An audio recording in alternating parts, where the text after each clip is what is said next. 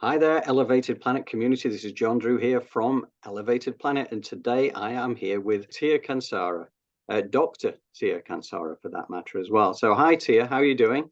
Hello, John. Very well, thank you. Sending you some sunshine from Miami. I know.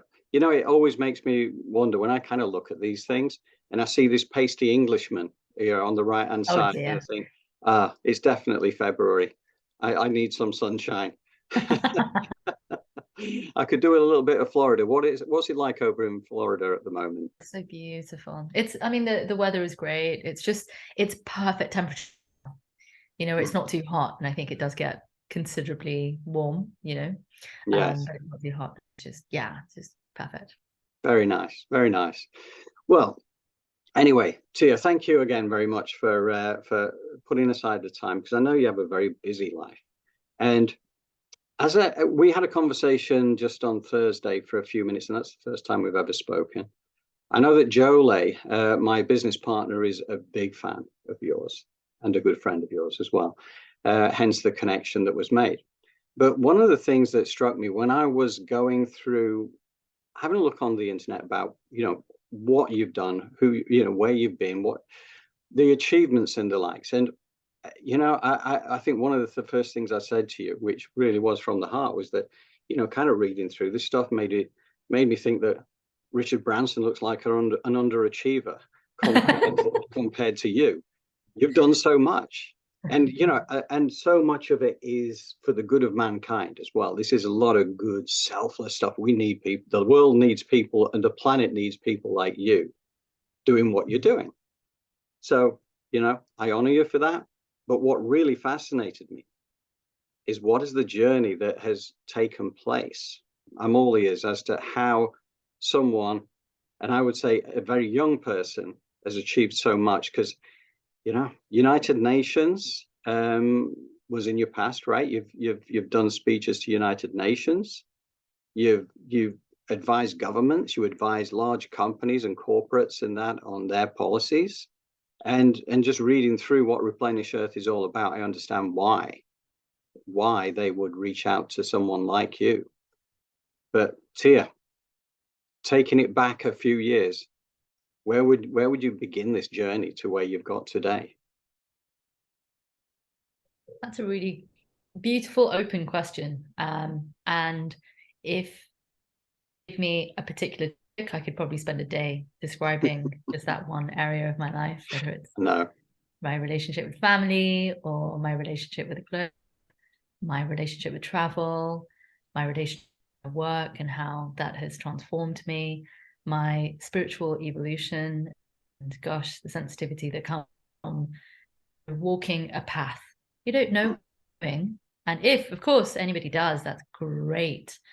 Know the exact direction that you're walking in and to feel that you're on the right path. That's something, you know. I just never really questioned my path. I never really said that that's what I'm going to be doing necessarily. It was a little bit more mission related. I'd get this crazy head and then I'd want to go for it. And that crazy idea could be, I want to go to Japan. And my mom would listen to these crazy ideas, of course, and she knows me quite well, that I would most likely fulfill them as well. So she would say, now, I get that you want to go to Japan, but you have no family that lives in Japan. And why do you want to go there? And so as an example of these crazy ideas that I have, being one of them, and, of course, time I was at university and I was graduating from reading economics and South Asian studies at SOAS. And I remember my mother and I having this discussion about going to Japan. And she said, well, I know that you've always been interested in Japanese because you've been studying it since you were 14. And I know that you always wanted to go to Japan. I know that you were going to go to university. I even got into Oxford University to read economics and economics. However, you still really want to go, but you've never been. How can you want to go and do something that you don't really know? And I think this is what defines who I am. I don't need to feel an inkling of wanting to go, to wanting to explore, for wanting to go and seek. And I think it is very much the unknown and awe, the unknown that really attracts me and magnetizes. It's the opportunity to go out there and to see the world and to live the way I really want to see. But it's more than just seeing something. It's not just a case of, I want to go and see the Eiffel Tower. I want to go and touch it. I want to explore the history of it. I want to go up to the top of it. I want to go to the viewing platform and, you know, maybe go there on a romantic mission, whatever it might be. But there's so much story than the first title that it's given. And I think that's where I think a lot of my curiosity exists, finding out what the content of the book is instead of just knowing the title of it. Yeah, it's very interesting as well, because the other thing that struck me about the Japan thing as well is that I know, you know, the Fukushima disaster, the earthquake and the tsunami. You wrote a song and you performed a song to raise funds for the disaster, correct? Okay. Yeah, I kind of when I was living in UAE at the time, I was researching for my PhD, and I was transporting myself from, I think, Abu Dhabi to Dubai that weekend, and I heard from my sister. She sent me a message and she said, when you get an opportunity, have a look at the news. I really hope that all of your friends in Japan are okay. And I remember looking at the news and just being horrified. I don't think I moved away from the news for about 3 hours. And same position, was horrified, continuously crying, trying to get in contact with my Japanese, and of course with no avail.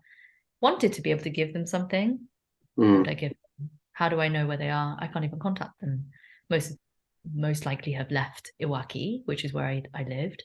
And Iwaki is exactly Fukushima, where it's the city of the location of the power plant.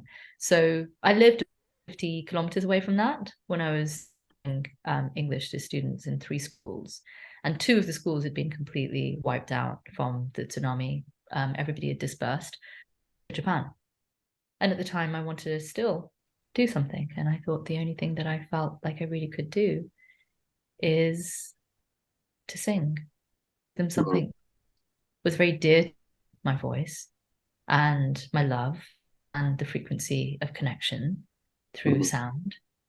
And it's the first thing that I thought about wanting to do. And so I put a song together. I happened to be in the UAE, but I made it happen. And so much so that the Crown Prince still has a copy of my CD, and was so grateful that I did that. Well, I listened to it. I watched the video, and it's beautiful.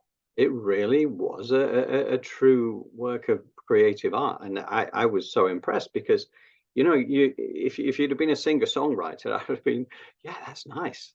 But for somebody who is a student of the country and a lover of the country, and to be able to do that, that's a diversity of talent right there. You don't know what you're going to be doing, but you know that you're going to be doing something you love. Yes. And I think that's what I want to experience in life, is the frequency of love in whatever I am. When you really devote yourself to things like that, do you think that, you know, you could almost just become a channel, you know, coming through to write music, to do something like that, which obviously is from the heart? I just think that when it's just like the ability to manifest when you kind of vibe.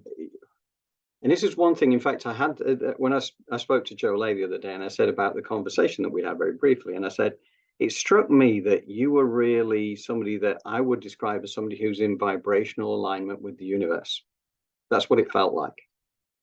Somebody who's truly tuned in, if you like, to what life is about. That is how I kind of summarized it to Joe Lay, and she 100% agreed, of course. But you know, how would you respond to that? I don't know any other way. You did take time out, didn't you, in effectively in life for a while to find yourself, I think is the descriptive term for it. Is that true? I've been taking time out to find myself for years. Every opportunity that I get, a moment that I get, a weekend that I get, a couple of days that I get here, or on the back of a trip that I might make. I mean, I there I was, and a lot of my friends and colleagues would laugh at me, but there I was moderating UN, and at the same time in the evenings taking big groups to meditate on top of Sinai. Just in me. I don't know how to separate that. No, and neither should you, I suppose. If you are in alignment, then it's just a natural process. That's kind of what it's all about. That's what I think we would all benefit from being a part of. I think that many people, myself included, to a large extent, but it's you kind of life, almost like the cultural examples that are out there now, almost push you away from your spiritual self. So it's reawakening to that. Hence the Great Awakening, which is kind of what Elevated Planet is also about, is trying to encourage people to realize that there is a better version of life that is available to everybody. But we have to wake up to how magnificent we each individually are, and realize we are our own gurus when it comes down to it. I mean, having teachers and having people who can point the way is fantastic, and very much something that is required. But nevertheless, everybody has an enormous amount of power within them, but so few people actually tap into it because they don't know it's there. I think, I forget who it was who said it now, but this lady, one of the quotes that she said is that the way that most people give away their power is because they don't realize they have any in the first place. Yeah, well, you've got to identify something that no one tells you. We very often and quite frequently expect that we're going to be everything, that somehow it's going to be in a book, somehow it's an identity card, somehow we have conscious, we have been told about these. But much of life is to be unveiled and experienced without any real and true understanding. You know, we don't really know what's going on. Don't really know what's on the other side of this day. And that's part of the joy of it, really. I think being comfortable with not knowing, I think to an extent is part of the journey as well. It's, you know, we don't necessarily need to understand everything, but this is all on a journey. And to be able to follow that journey through and see where it's leading you and celebrate that, learn what you've got to learn, because sometimes it doesn't always come out the way you want it to. But at the end of the day, often those bumps in the road are opportunities for growth. But it's actually taking a step back and seeing it in that light, rather than, you know, getting caught up in the fact that you've just had a difficult time. The more that you can give yourself an opportunity, observe, and not only live in the subjective reality that you're experiencing, but really translocate, like almost like come out of your body's experience of that moment and to observe it well. 360. That's the hardest thing to do. But if you can achieve that, it will serve you in so many beautiful ways. Yes. Yes, I've heard that before. And it does make a lot of sense. It's effectively taking a step away from yourself and then examining it as if you're actually looking at a different person and saying, okay, right, looking at it from a different perspective. And certainly I think, you know, once people start to realize how powerful they are, then they can have the internal growth then, you know, to rather than, as I say, seeking outside of yourself all the time. So one of the questions I was going to ask you as well is about, you know, travel, because you have traveled a lot extensively and continue to travel extensively, as I've seen. That obviously has exposed you to a lot of different cultures, because this is one of the things I think I had an advantage as well, in so much as when I was doing my past day job, I did have to travel quite a bit, and I was also dealing with all corners of the world in terms of joining up and communicating. So you got to understand a lot of different cultures and a lot of different versions of reality. And to me, that was a huge advantage, because what it made you realize is that your version of reality was a version of reality, not the version of reality. And you could you learn to respect and learn from other cultures as well. Because I think part of the problems that exist in the world is almost because we become so tunnel vision. This is reality. Right, and the longer you stay in that box, the higher those walls get. But the opportunity to break outside. Now, you obviously have experienced a lot of different cultures. So how would you feel about, like in terms of that experience for you? I feel for me, going to another place is like seeing another part of what it means to be human. You think meeting another ethnicity, meeting another indigenous group, listening to another language. It's like, how can I love you more? I feel this very strong connection with Gaia, as if the entity, that spiritual entity, or the consciousness Gaia is, that Mother Earth is, that Pachamama is what I'm here to enjoy and experience.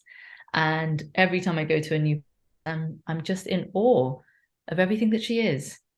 You know, every new person, new face that I see, I just want to be in awe of her.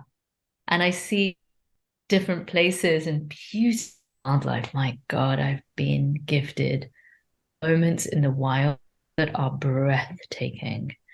And I go on these epic adventures. My next one is the Mariana opening, and I call it the opening because I just don't think it's a trench and it's not a war zone. Right. So why do we have to call it a trench?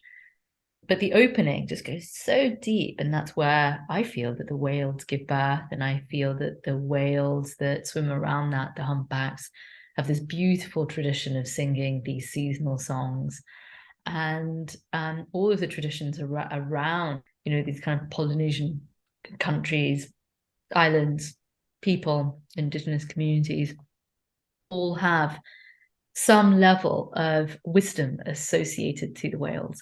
And that's my next big adventure. And, I feel that when I go there, I'm going to connect to something that is yet again another perspective of Gaia, another way of understanding and appreciating her. And that makes me think again about like the wisdom of the ancients. I think that if you go back past this time that we were, you go back 100 years, 200 years, thousands of years, the assumption is that we've progressed beyond the level that, say, the Native Americans would have been, and all the rest of it, and as you say, Polynesia and places like that. And yet you look at their traditions and you realize there's so much deep wisdom within that. And you understand that they understood things that we've forgotten to our detriment. So I kind of get it that, going to these places and immersing yourself to that degree.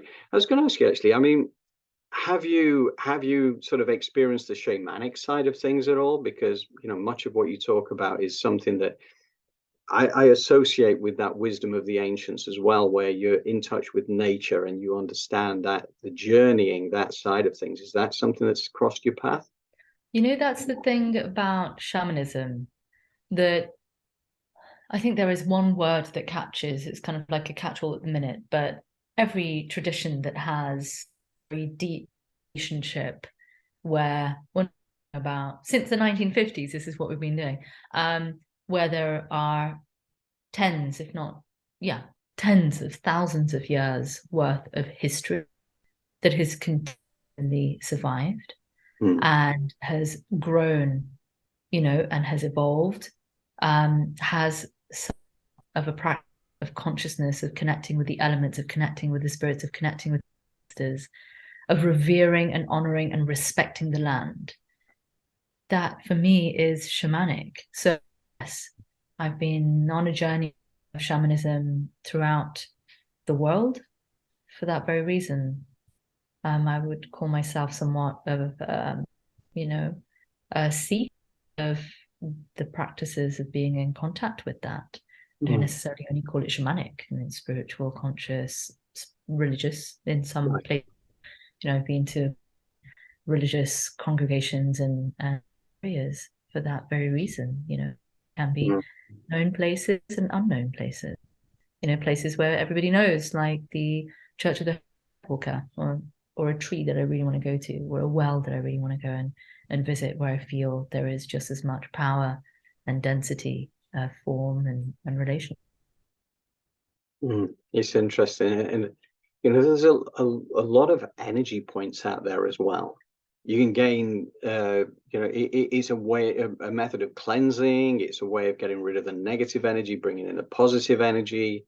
you know, through meditating on these specific points as well. And again, you go back to the old indigenous cultures and they know where those places are. And they always have people within their, you know, whether it would be tribes or whatever their communities were, who understood these things. It was their job, as part of their community, to actually carry that wisdom forward. And everybody had roles within their communities. Do you know what? I think ultimately we're going to go back to that. I think we're going to break out of what we have at the moment, which is a very poorly functioning westernized community that is very destructive, and not just westernized, but it goes way beyond that. But nevertheless, I do think we need some sort of a reset. And you know, the reverence that you have for Gaia, Mother Earth, is obviously a very, very important thing right now. And clearly that is where much of your work has taken you, you know, including the United Nations, including the governmental kind of things, and helping large corporates to get their head around how to create policies. How did all that come about? How did you get from just sort of like deciding how to do this thing to get to that level where you've got an audience with governments and the United Nations? Yeah, firstly, I don't want to call it a level, because I don't see myself in any way more special than the capabilities that every single one of us has on the planet. Yes, I've had privileges. Yes, I was born with all of my limbs in place. Yes, I was born with the capacity to think and grow, and had parents who, although come from, you know, very simple means, you know, come from third world countries, which is what we call developing countries, you know, that we still had the support that was required. But I think for me, it's just always been clear. It's just always a very clean, pure way. And there's no complication or overcomplication of it. Yes, there are moments where I overthink things. Is this the best way to do it? Should I go that way? You know, should I take this route? Are these the people who are really going to help me? Is my intuition really correct? Is that what it's trying to tell me? That's bonkers. So the level of curiosity, not doubt, curiosity in the various opportunities is really prevalent in me. And I can't tell you that I've arrived yet. I just know that I'm slowly becoming who I've always wanted to feel. It's like peeling an apple, right? Mm-hmm. You want it to do it perfect. You pick up the apple and you've got a knife and you're like, I'm going to do this perfectly. And you start like peeling it, and then damn it, it kind of breaks. And you don't get the perfect like spiral that you want, right? You want life to be perfect, but the reality is sometimes it just doesn't go the way that you want. And that's, you know, you can't be the boss of that. You just have to follow where it wants to take you. But there's something really special about having curiosity, especially with Gaia, that having curiosity with Gaia and then her showing you something. And it could be, I think about the fact that I want to go to Guam. I want to go to the Mariana. It's like Guam's the best place for me to go to. And then the person that I'm sitting next to on an airplane happens to have friends in Guam, so he wants to put me in touch with them. And or a friend of mine from Japan happened to be one of the teachers that I was teaching with, used to go diving there. So he's now put me in touch with his colleagues. And so through these roundabout ways, I feel that whatever I'm reaching out to is also reaching out to me. 100%. You know, and this is something that, again, that over recent years, because I was 58 years effectively steeped in sort of mainstream, sort of westernized left brain kind of mode. That was me. And it's only the last kind of 5 years or so that I've really, my mind's been opened and in fact blown apart. My past version of reality is completely in the trash can, of having realized that there was so much stuff I was missing out on. And one of the things, once you get over that, once you get to realize, you realize how fantastic this place is and how exciting it is. And it gives you a whole new way of looking at things. But one of the things that you talked about there is synchronicities, right? when you're looking to do something and you are in vibrational alignment, as they say, things are brought to you. And it's very interesting, actually. I had an interview with a lady called Sheila Seppi, who's based up in Colorado, and she's got a number of healing clinics, and she's a very special person, and she's, on the planet for a very specific reason. And she's achieved so much. And she said, well, people say to her, how have you worked so hard to achieve this? She says, I've done nothing. That's her feeling. That's how she feels about it, because she kind of just gets into the flow, and she knows what it is she has to do, but she knows these things will be brought to her. Those resources will come to her. And she's so in the flow. Yeah, but that's the thing. You got to move out of your way. Exactly. You have to move out of your way. You can't be there to be like, well, in the afternoon, should I wear a black dress or a white dress? Or I don't know. My eyelashes still look all right. Should I put some more blush on? Come on, mate. It's one of those things that I do find, and again, I think it's almost like one of these things, the westernized left brain version of reality encourages you to overthink rather than go with the flow, rather than trusting your intuition. So when you start to trust in it, and when you start to enjoy it, I think, because that's a really important thing to me, is kind of finding joy in life. Really being grateful for what I have. And I am truly grateful for what I have. And I think that once you get into that alignment, it does help. And these crazy little coincidences happen, which we know are not really coincidences. We all get aligned for a reason, for a purpose, and there's a greater reason behind it all as well. So the entity that you have created, that you're out there now teaching about, encouraging cities and corporations and governments to, how was that formulated? Did you deduce that yourself through your team or whatever? There's a couple of things. Replenisher, 100%. I'm the founder. I've always wanted a vision that is very strict, very clear, and very direct. The vision is to replenish Earth. The mission is to close the gap between net zero and net positive. It's to have a positive impact on the environment through products and services, the economy, and any other vehicle that we use. That is something that I've been thinking of since I was a child. It's been so clear to me that this is the relationship that we need to have with the planet. Economics never made sense to me. First day of the degree that I would then spend 4 years studying never made any sense to me. And I knew that I had to get a degree in it so that I could challenge it, so that I could really appreciate it. Look at that love that came out of me. The one thing that I thought never worked, I still went and had a beautiful relationship with and graduated with. So it's really in union like that we can see the polarity of where something is as negative as it can be, as externalities, that which is not captured within the economic system that has a complex relationship on the outside world, to that which is happening inside of us from wasteful behaviors, wasteful thoughts, doubts, anything that exists that reduces our life force. Every time we have a thought that doesn't help us, it reduces the capability of us in the long term. So coming back to Replenisher, 100% mine, it's always been my mission. The other project that I took on was actually with an architect, very famous community architect, 1970s, had developed his work around inner city environments in the UK, and his name was Rod Hackney.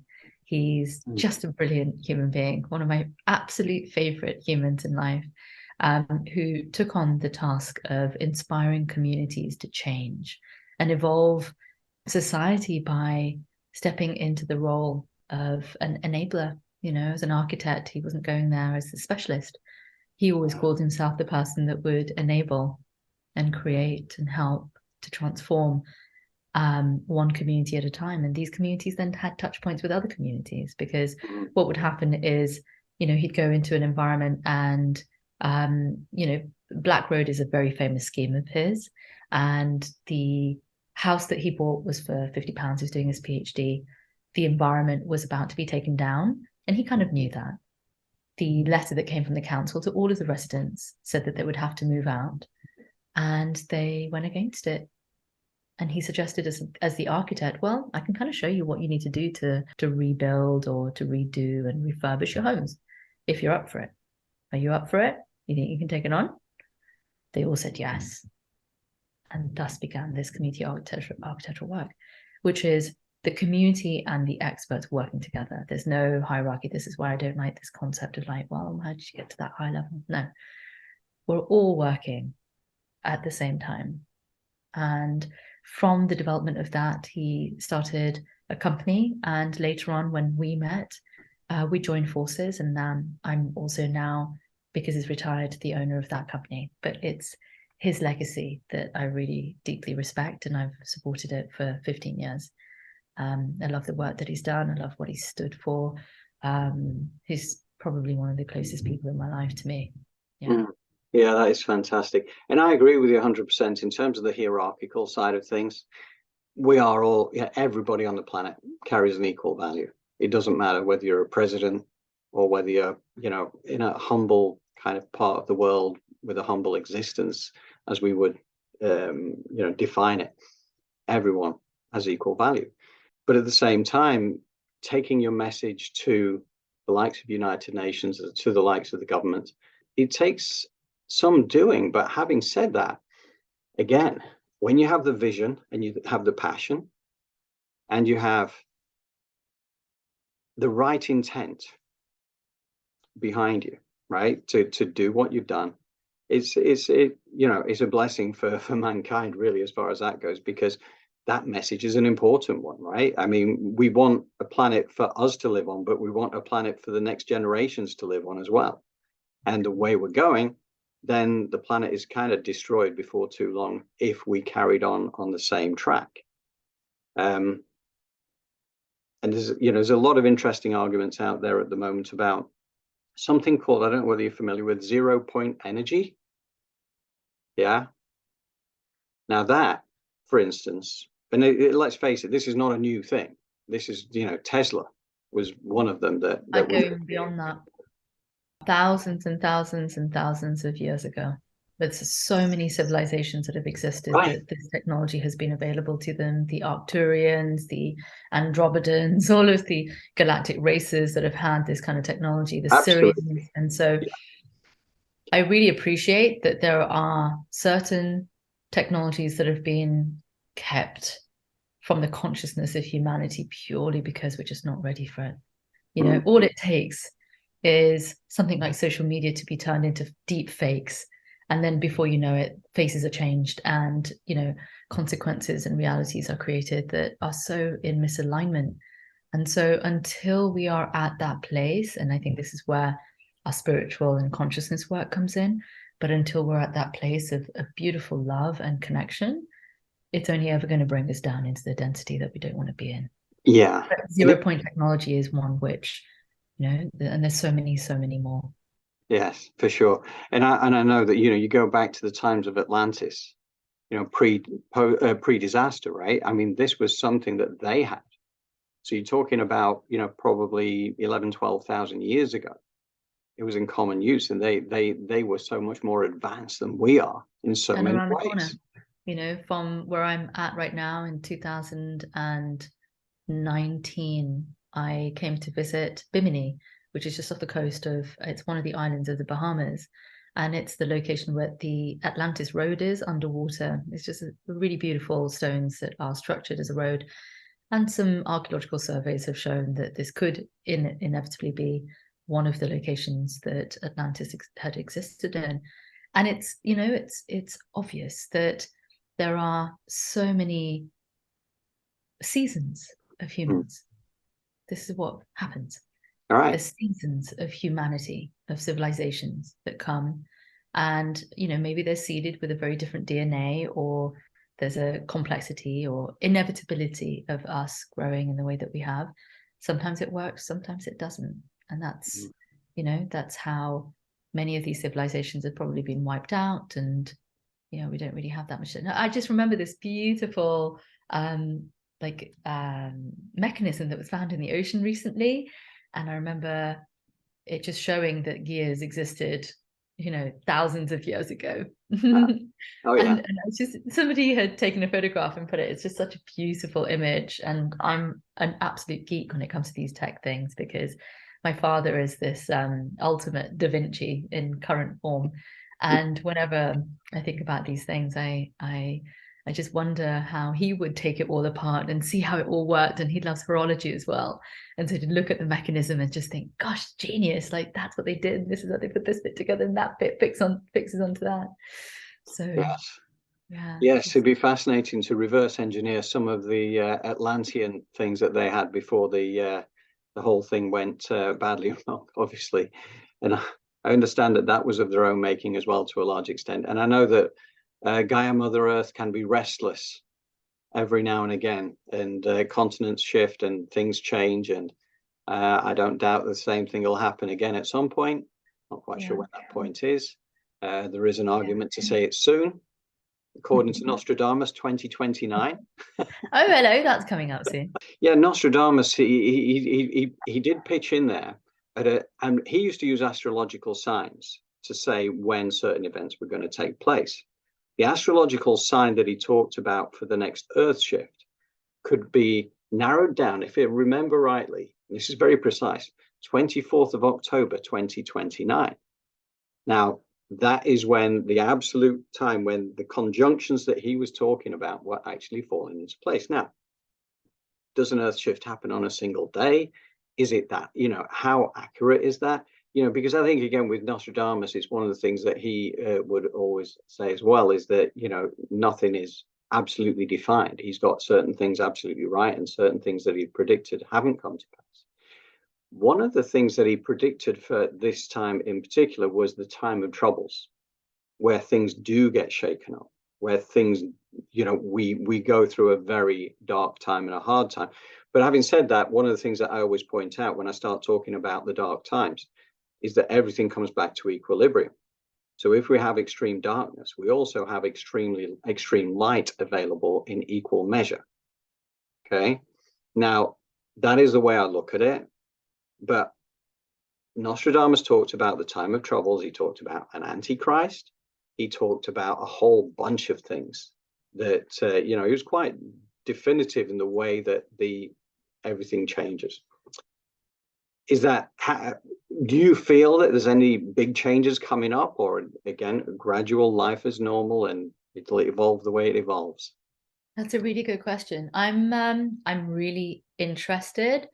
I've always been interested in this subject. I think astrology has somewhat followed me, palmistry, astrology, all of these different ways, Jyotish Shastra, all these different Shastras have been prominent in my life. And I feel like in a past life, maybe that is something that I might have explored or have known about. So yeah, it does feel very much like these planetary conjunctions changes aren't accidental. It's not an accident that these things are happening. And I think when you can see these visual signs, like using the planets to do so, and it's almost like stencils, right? They're kind of like clockwork, what the seasonal changes and the movement of Pluto and how many years and everything else. So if you really start to understand the consciousness behind the planetary movements, then, you can really delve quite deep into seeing, where they're going. And I realized just how important it is to learn the science as well as having the intuitive capacity, so that you know where the mathematics and the science and the spirituality combine. Right. At the moment, I don't have any predictions. What I can tell you on that very, very day of the 24th of October, 2029, I'll most likely be enjoying life, meditating, and maybe having a nice vegan ice cream. Mm-hmm. And again, I think it's not something that these things do fascinate me, but they don't trouble me, because I just think, well, what is going to be is going to be, and again, if it comes down to something where, who knows, if your numbers up, your numbers up, right? And the journey over to the other side is not a fraught one anyway, in my mind. I think that that's fine. I'm going to love life and live life and enjoy life while I'm here.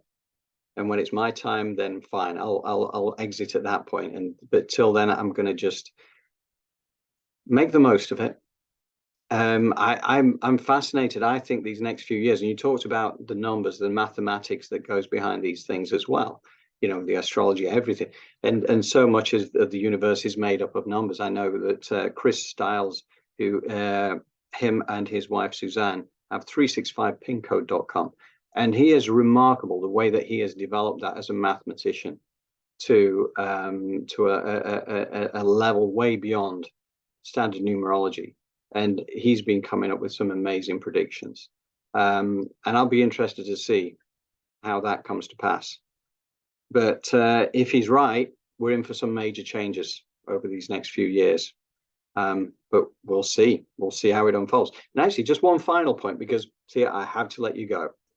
Today, there's talk about one of the main things that's come up about these spaceships that have been shot down. Or I say spaceships. These UFOs, or whatever we want to call them, UAPs, have been shot down by the Americans, and the fact that the US government don't know where they've come from and all this kind of thing.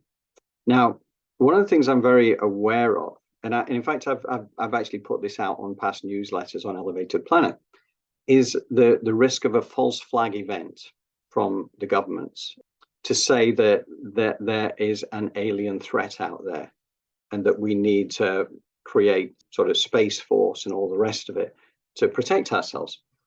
And I just wondered, like, when I started hearing this today, I thought this just sounds like something that has been on the cards as part of US policy for one.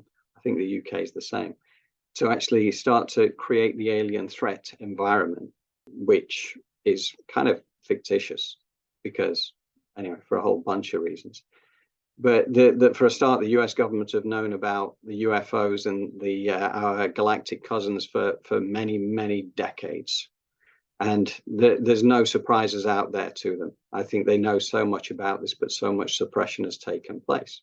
Galactic races and their connection to mankind. Do you have a view on that? So, whenever I go into the Akash, whenever I close my eyes and I connect to the cosmos, I see them. I can communicate with them. They come in, and sometimes it's in a council, sometimes it's one-on-one, sometimes it's a healing, but they're there. So I find my reality might be slightly different from other people's. Yeah. Not that it's good or bad, I just know that it's there. They've always been there. For sure. But it goes back to what you mentioned before, which is, if you're not told something, is it somebody else's fault that you didn't find out? Good question. I mean, at the end of the day, there's been a great deal of suppression of information as I see it. And it's a question of how people are educated. If they've done it, if it's done in an open way, without trying to create fear, without trying to create control and manipulation, then that's fine. Now, we'll see how this whole thing unfolds. But yeah, that's the one thing I did intend to ask you about, because the Akashic Records, this is something I find really fascinating. And I promise I'm not going to keep you long. But, you know, this is something that, again, to those that are less familiar with it, the Akashic Records is effectively the record of everything. It's like the ultimate library, correct? So my relationship with that exists outside of the other reality that we're in is that it doesn't look like a library to me. They didn't like, I mean, there's a way of seeing it so that you see the library of records. But the way that I'm shown it is just all that is. And so whenever there is a moment that you can go and direct to something specific, it will give you that information. Now, the Akash is, and it goes back to my guru, who is someone called Ved Vyas, who existed to write the Vedas, which were the books that the foundation of Hinduism is written on. So he, as a guru to me, as a person in even a different reality or wherever, is able to guide me in showing me exactly what to look for, how to use it as a gift, and to be able to communicate through it. Writing stories, writing novels. He wrote the Mahabharata, upon which the Bhagavad Gita is based, and you can see a little snippet of that. So the Akash is all that is. It's ether. It's one of the elements. It exists, kind of like breath does, right? It's autonomous. It's timeless. It's not subject to time dilation like we are on planet Earth. So yeah, I think the Akash is a beautiful, all that is kind of library, if you want to call it a library, or a gateway of records that everybody has got access to. And when you start tapping in and changing your frequency, right, from doubt, scared, being scared or fearful, whatever, to more of love, conscious, empathetic, compassion, you start making space and way for that to come through, and it does. No, it makes sense. Having the high frequency energies backing you up, and living your life in those high frequency energies is a beautiful thing. Yeah. And talking about the doubt side of things, Shakespeare said, your doubts are your traitors. And they are, because when you get steeped in doubt all the time, then you're kind of blocking your own way. We're not that we realize it, but we are. So yeah, it's trusting that intuition, and it's all a journey, isn't it? I mean, I feel that, given that I started this journey in a relatively short time ago, I'm kind of still like a kid found in stuck in a sweet shop. Like, I've just got so much to explore, and the Akashic Records is one of the things that I've had a look at. But my problem is my attention span is like I'm bouncing from one thing to the next without giving it enough focus. So I've got to go back and make a practice of it and keep going back. Anyway, Tia, I've got to let you go. Thank you so much, John. I really, really appreciate the opportunity to explore this conversation with you, and also to share a little bit about how I became who I am, and some of the values that I care very, very deeply about. Well, thank you very much, Tia, and thank you for putting aside so much time for us. And I really appreciate your wisdom. I appreciate what you're doing for the planet. And I'm hopeful that between yourself and Elevated Planet, this will be the beginning of a long relationship that we can work together for the betterment of for all. Anyway, thank you, Tia. Thank you. Thank you. And thank you also to our Elevated Planet community for tuning in. And as always, we will be looking to bring you yet more. And in fact, we've got a live event coming up soon as well. And I'm hopeful that Tia will be available for that as well. But thank you very much, Tia, once more. And thank you, everybody. And we'll be back to you again soon with yet more news, information, and education. Thank you.